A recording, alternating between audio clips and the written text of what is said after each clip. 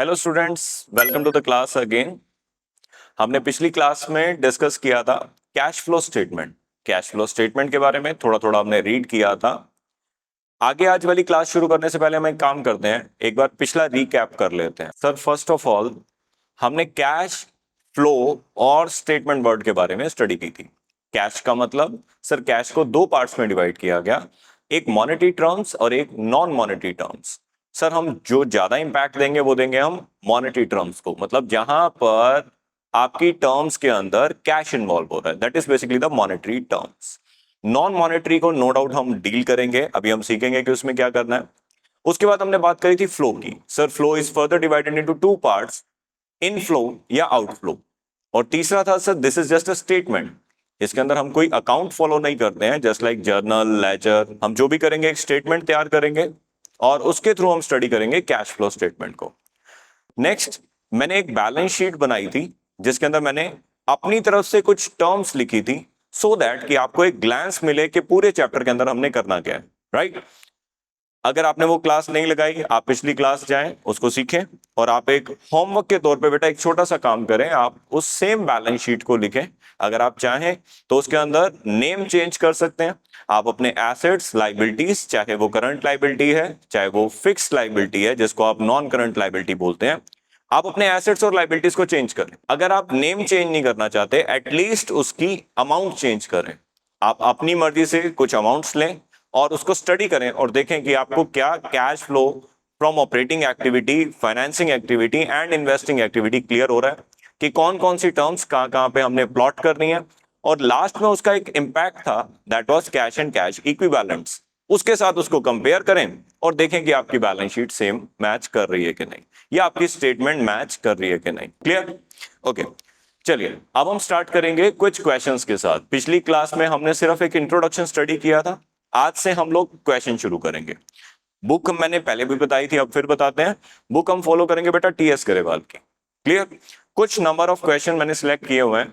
हम सारे क्वेश्चंस नहीं कर पाएंगे बिकॉज उससे बेटा वीडियो बहुत लेंथी हो जाएगा और पूरा चैप्टर करना बहुत ज्यादा टाइम कंज्यूमिंग हो जाएगा। तो बेटर है मैं आपको सिलेक्टेड क्वेश्चंस कराऊंगा और उसके लिए जो क्वेश्चन रेपिटेटिवली सेम सेम आ रहे हैं वो मैं आपको होमवर्क के लिए दूंगा। You just try it at your on. अगर कोई इशू होगा तो हम उसको किसी ना किसी तरीके सॉल्व करेंगे। चलिए नाउ लेट अस स्टार्ट। सबसे पहले हम क्या करते हैं, इस कैश फ्लो स्टेटमेंट को फिर से वही तीन पार्ट्स में डिवाइड करते हैं।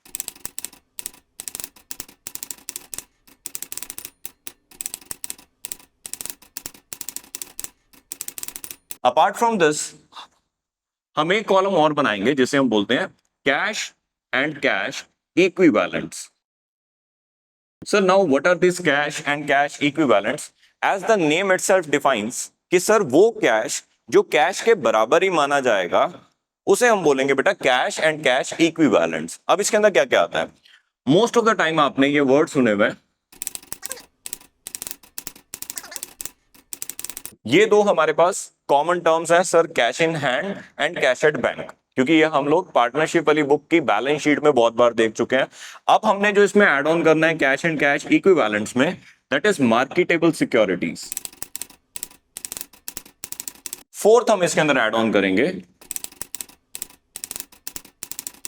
Short term investments. So yes, अगर आपके पास बेटा ये चार कैटेगरी में से कोई भी एक ऑप्शन आता है, so you don't have to deal it in operating, investing और फाइनेंसिंग। आप उसको कहां पे डील करेंगे सर? हम उसको मानेंगे कैश एंड कैश इक्विवेलेंट्स के नाम से। ये चार आपको इन्हीं नेम से क्वेश्चन के अंदर गिवन होंगे, राइट। बुक्स के लिए वरीड होने की जरूरत नहीं है। मैंने आपको कहा था कि बुक्स की हमें जरूरत नहीं पड़ेगी, मैं आपको जो भी डाटा होगा वो शो कर दूंगा। मेरे पास कुछ बुक की फोटोकॉपी है लाइक दिस, मैं इन्हीं क्वेश्चंस को आपको कराऊंगा। Now we will start with the first question जो आपके पास आपकी स्क्रीन पे विजिबल हो रहा होगा। चलिए बच्चे, now let us start with the first question. First question के अंदर आप देखेंगे आपके पास गिवन है identify the transactions as belonging to operating activity, investing activity as well as financing activity. First part हमारे पास गिवन है। अब हमें देखना है कि कौन कौन सी ऑपरेटिंग, इन्वेस्टिंग और फाइनेंसिंग में जाएंगी। फर्स्ट पार्ट आपके पास गिवन है कैश सेल ऑफ गुड्स। तो बेटा अगर हम ऑपरेशंस की बात करें, operations are further divided into two parts. Sir हो सकता है हम गुड्स बेच रहे हैं, हो सकता है हम सर्विसेज बेच रहे हैं। दोनों के अंदर आप ऑपरेटिंग को ही सिलेक्ट करेंगे। फॉर एन एग्जांपल, अगर आप कोई कॉमोडिटी सेल कर रहे हैं तो आप गुड्स बेच रहे हैं, बट अगर आप कोई सर्विस दे रहे हैं, जस्ट लाइक मी, मैं आपको टीचिंग प्रोवाइड कर रहा हूं, तो that is just a service. So whether you are selling goods और सर्विसेज, दोनों आपकी ऑपरेटिंग एक्टिविटी के अंदर आएगा. तो फर्स्ट पार्ट आप टेक करें, आपका जो cash sale of goods, that is related to operating activity, right. Now let us proceed to the next one. Next आपके पास गिवन है cash received against revenue from the services rendered. तो अभी हमने सीखा कि सर अगर हम गुड्स बेच रहे हैं तब भी ऑपरेटिंग एक्टिविटी, और अगर आपके पास कैश आया from the services rendered then also it is operating activity, क्योंकि दोनों हमारे बिजनेस से रिलेटेड है. थर्ड आपके पास गिवन है cash purchase of goods. So sir whenever we are concerned with goods, वो भी आपका ऑपरेटिंग एक्टिविटी के अंदर आएगा. सर हमने ग्लैंस के तौर पे देखा था कि आपने कहा था sir operating activity most of the time current assets और करंट लायबिलिटी से रिलेटेड रहेगी. इन्वेस्टिंग एक्टिविटी आपके फिक्स्ड एसेट से रिलेटेड रहेगी, जिनको हम नॉन करंट एसेट्स भी कहते हैं. थर्ड, फाइनेंसिंग एक्टिविटी आपकी फिक्स्ड लायबिलिटी से रिलेटेड रहेगी, right. On that note we will work today. चलिए now let us proceed to D part. D part में आपके पास गिवन है cash paid against services taken. अगर आपने बेटा कोई सर्विसेज ली हैं, अब सर्विसेज की चाहे आपके पास पेमेंट आई हो, चाहे आपने सर्विसेज की रिसीव की हो amount, both are under the operating activity.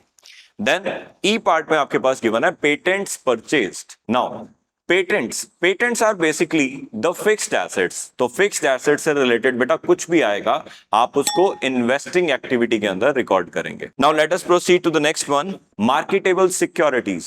Now what are marketable securities? Sir you have given us cash and cash equivalent. So sir cash and cash equivalents के अंदर अगर हम देखें, थर्ड पार्ट आपके पास गिवन है, that is marketable security. So marketable securities are not related with operating, investing or financing. इसके लिए हम फोर्थ कॉलम सिलेक्ट करेंगे, that is cash and cash equivalents. Clear? Question में भी हमारे पास यही था, sir we are having four parts. Either we have to select operating, either investing, financing और cash and cash equivalents. So बेटा जो आपके पास ये पार्ट आया F पार्ट को आप रिकॉर्ड करेंगे cash and cash equivalents में. Next one is G part, bank overdraft. Sir what is bank overdraft? Bank balance तो हमने सुना हुआ है, but what is bank overdraft? So बेटा व्हेनेवर आपका बैंक बैलेंस नेगेटिव में चला जाता है तो उसे हम बोलते हैं बैंक ओवरड्राफ्ट. अब बैंक ओवरड्राफ्ट के साथ हमेशा से ये इशू रहा है कि सर क्या हम इसको फाइनेंसिंग में डील करें बिकॉज ये लोन बन गया हमारे लिए, या हम इसको करंट लायबिलिटी के तौर पे ट्रीट करें बिकॉज बैंक ओवरड्राफ्ट हमारी करंट लायबिलिटी है. तो सीबीएसई ने हमें यह बताया कि सर जब भी आपके पास बैंक ओवरड्राफ्ट आएगा आप उसे फाइनेंसिंग के अंदर ही कंसीडर करेंगे. क्लियर? आगे जाके हमारे पास कुछ क्वेश्चंस आएंगे जिसमें हमें बैंक ओवरड्राफ्ट को डील करना है, तो बैंक ओवरड्राफ्ट हम डील करेंगे जी फाइनेंसिंग के अंदर. Now they are talking about proceeds from issue of debentures. Sir हमने पढ़ा हुआ है डिबेंचर्स, और डिबेंचर्स को हम कंसीडर करते हैं फिक्स्ड लायबिलिटी. फिक्स्ड लायबिलिटी कह सकते हैं आप उसे, या उसे हम कह सकते हैं non current liability. So sir non current liability again किसका पार्ट रहेगा? फाइनेंसिंग का. अब डिबेंचर्स के आगे वर्ड लग जाता है इशू. What is issue? बेटा एज अ कंपनी जब आप अपने शेयर्स पब्लिक को बेचते हैं और उसके बदले उससे पैसे ले रहे हैं आप, that have been considered as issue of debentures. I repeat, जब भी आप अपने कंपनी के शेयर्स बेच रहे हैं that is called as issue of debentures. So definitely वो डिबेंचर से रिलेटेड है तो फाइनेंसिंग के अंदर जाएगा. इसी की एक ऑपोजिट टर्म होती है इशू ऑफ डिबेंचर्स की जगह कई बार हम वर्ड यूज करते हैं sir redemption of debenture. What is redemption? ये उसी का उल्टा प्रोसीजर जहां पर आप अपने शेयर्स वापस लेते हैं और उनका लिया हुआ पैसा उनको रिटर्न कर देते हैं. That is called as redemption. So whether it is issue और redemption both are considered under financing activity. दोनों फाइनेंसिंग का पार्ट. आई पार्ट के अंदर हमारे पास गिवन है purchase of shares. Again shares, debentures, preference shares, ये सब आपका फाइनेंसिंग एक्टिविटी के अंदर रहेगा. But mark a star on this equation. These are basically the purchase of shares.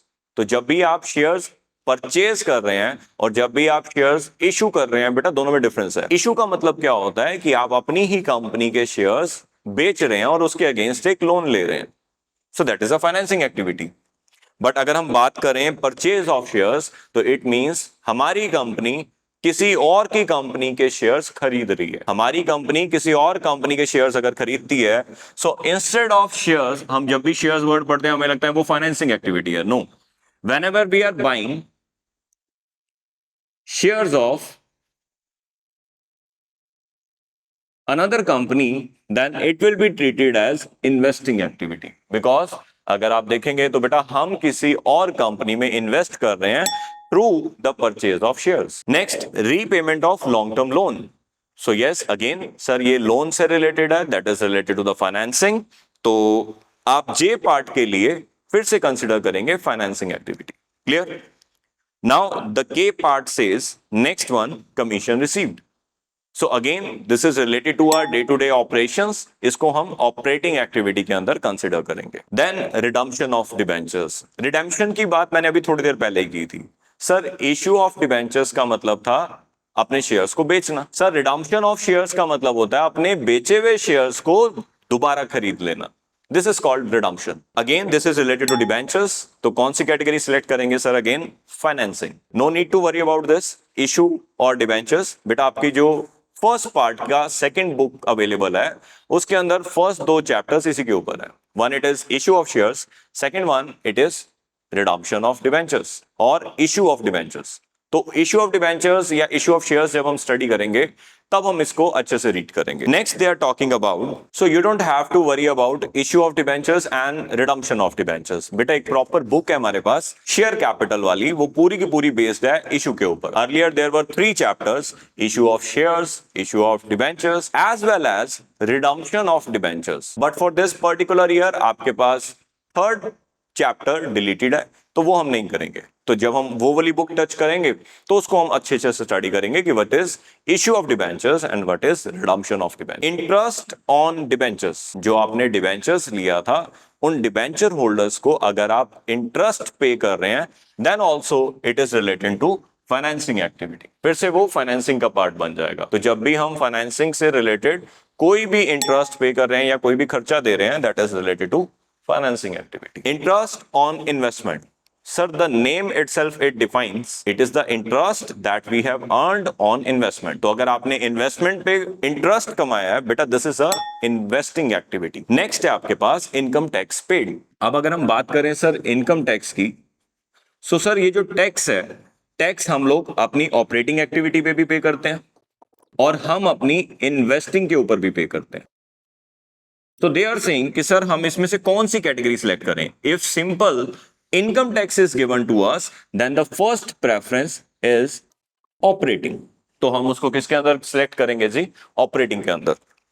तो आप देखें आपके पास गिवन है ओ पार्ट जिसके अंदर हमें वो पूछ रहे हैं कि सर इनकम टैक्स पेड कौन सी कैटेगरी के अंदर आएगा.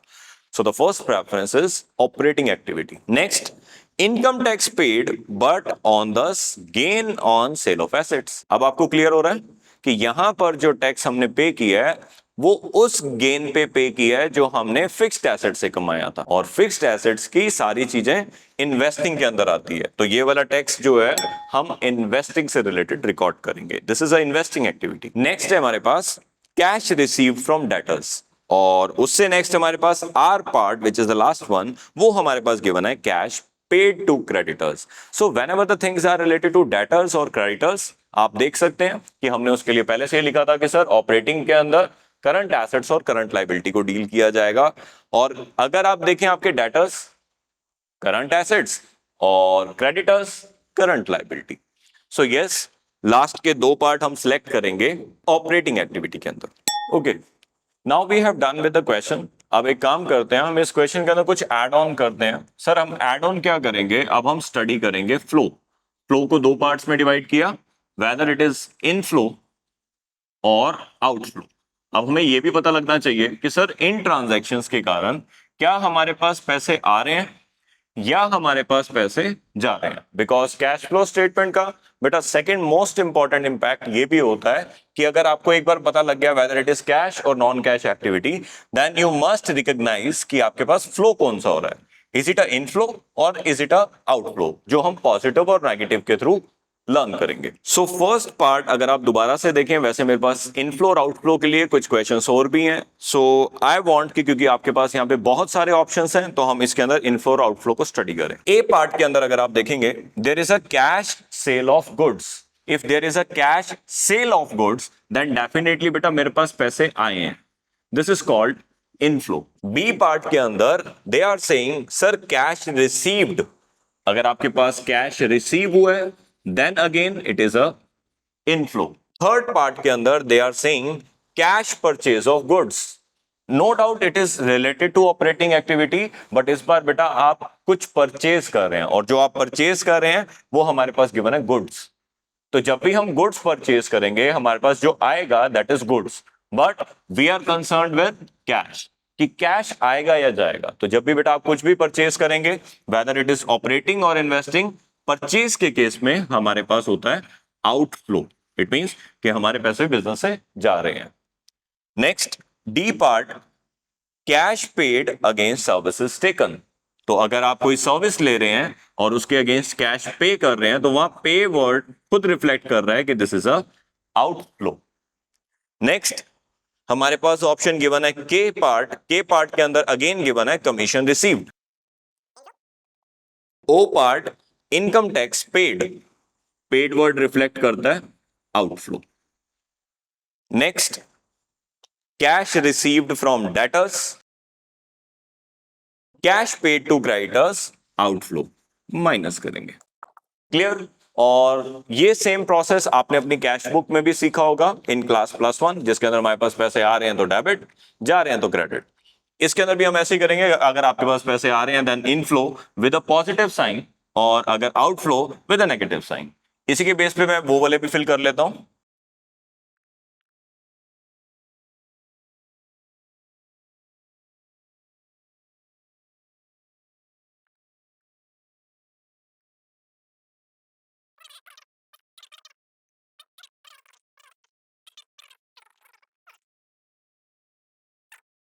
चलिए बच्चे सी है, सारे पार्ट्स मैंने सॉल्व करके लिख दिए सो दैट वीडियो काफी स्ट्रेच ना हो और आपके लिए लेंथी ना हो। The only thing we have to discuss is N part as well as M part. Why is it so? आप देखें एन पार्ट के अंदर हमारे पास गिवन है इंटरेस्ट ऑन इन्वेस्टमेंट। तो इन्वेस्टमेंट बेटा एक एसेट है और उसके ऊपर अगर हम इंटरेस्ट देखें तो डेफिनेटली आपके पास वो ब्याज आई है, इंटरेस्ट आपके पास रिसीव हुआ है, so that's why it is a inflow. But अगर हम डिबेंचर्स की बात करें पार्ट एम के अंदर, पार्ट एम कहता है जी interest on debentures. Interest on debentures का मतलब है कि आप फाइनेंसिंग के इंटरेस्ट की बात कर रहे हैं, तो वहां पर अगर आप देखेंगे so there is a outflow, क्योंकि इंटरेस्ट ऑन डिबेंचर्स हम पे करते हैं, whereas interest on investment हम रिसीव करते हैं। आई होप आपको अब बाइफरकेट करना आया होगा कि किस किस एक्टिविटी को हम इन्वेस्टिंग, ऑपरेटिंग और फाइनेंसिंग में लिखते हैं। साथ ही साथ हमने क्या किया, इसमें एड ऑन किया इसका inflow as well as outflow. अब हम एक काम करते हैं, एक नेक्स्ट क्वेश्चन पे प्रोसीड करते हैं और उसमें देखते हैं कि क्या हमें ये कंसेप्ट अच्छे से क्लियर हो रहा है कि नहीं। चलिए बेटा आप देखें क्वेश्चन नंबर 3 आपके पास डिस्प्ले हो रहा होगा। The question is saying state which of the following would result in inflow और आउटफ्लो और no flow of cash and cash equivalents. अब सिर्फ हमें ये बताना है कि आपके पास इनफ्लो हो रहा है या आउटफ्लो, आपको ये जस्टिफाई नहीं करना कि कौन सा ऑपरेटिंग या इन्वेस्टिंग के अंदर है। First thing they are saying sale of fixed asset, जिसकी बुक वैल्यू थी 1 लाख और उसे प्रॉफिट में सेल किया।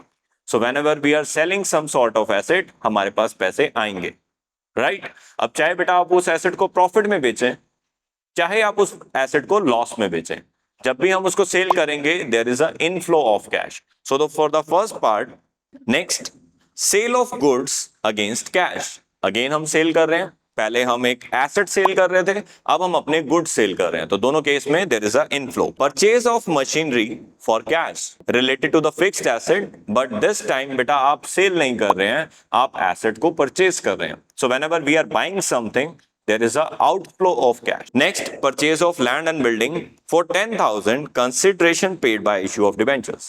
चलिए mark a star on this question, मैं इसको अंडरलाइन करूंगा या मैं इसको हाईलाइट करूंगा सो दैट हम इसको स्टडी कर पाए। दे आर सेइंग कि sir we have bought a land and building but the consideration is paid by issue of debentures. मतलब आप एक तरफ बिल्डिंग ले रहे हैं और उसकी जो पेमेंट है वो डिबेंचर्स के थ्रू कर रहे हैं, इन काइंड जिसे हम कहते हैं। सो डू यू थिंक इसके अंदर कोई कैश की इन्वॉल्वमेंट हुई? Answer is no. So for the part we will select no flow, इसमें ना तो हमारे पास इनफ्लो हुआ ना हमारे पास इससे कोई आउटफ्लो हुआ कैश का। Next issue fully paid bonus shares. बेटा जब भी हम शेयर्स को इशू करते हैं हमारे पास पैसे आते ही आते हैं, राइट। बट यहां पर बात किसकी हो रही है? Bonus shares. I repeat, bonus shares. तो बेटा बोनस शेयर्स वो शेयर्स हैं जो कंपनी फ्री ऑफ कॉस्ट अपने शेयर होल्डर्स को इशू कर। अब अगर आप बोनस शेयर्स इशू कर रहे हैं तो as a company do you think आपके पास कोई पैसे आए होंगे अगर आपने कोई शेयर्स फ्री में दिए? Answer is no. So there is no flow. So for part D as well as for part E, we will write down no flow. Sir, cash withdrawn from bank, अगर हम bank से पैसे निकाल रहे हैं cash की form में या कैश वाले पैसे डिपॉजिट करा रहे हैं बैंक के अंदर, तो ये आपने +1 में भी देखा होगा, this is a sort of contra entry. तो बेटा they both have been considered as cash and cash equivalents. It is just like कि आप अपनी एक पॉकेट से पैसे निकाल के दूसरे पॉकेट में पैसे डाल रहे हैं। तो क्या इससे हमारे पास ओवरऑल कैश में कोई फर्क आएगा? आंसर इज नो, क्योंकि सर हमने पिछली टॉपिक में देखा था कि sir whether it is cash in hand और whether it is cash at bank, both have been considered under the category of cash and cash equivalent. For cash withdrawn from bank, that is F part, no flow. Again no flow. So part D, E and F, इसके अंदर हमारे पास बेटा ना inflow हुआ ना outflow हुआ। Payment of interim dividend, the name itself defines कि sir अगर वो पेमेंट है तो वो हमारे पास आउटफ्लो है। आई होप इसके थ्रू आपको इन्वेस्टिंग, फाइनेंसिंग और ऑपरेटिंग का क्लियर हुआ। साथ ही साथ हमें यह भी क्लियर हुआ कि सर किस किस के कारण there is a inflow and किस किस चीजों के कारण there is a outflow. Fourth question is also given to us, ये आपके पास स्क्रीन पे डिस्प्ले हो रहा होगा। टेक योर टाइम, आप इसका स्क्रीनशॉट लें और आपको इसको खुद ट्राई करना है। बेटा जो भी आपकी क्वेरीज होंगी वो हम सॉर्ट आउट करेंगे, देखते हैं किस प्रोसेस के थ्रू हम इसको जल्दी सॉर्ट आउट कर सकते हैं। बेस्ट वे आउट आप अपना कमेंट सेक्शन यूज कर सकते हैं।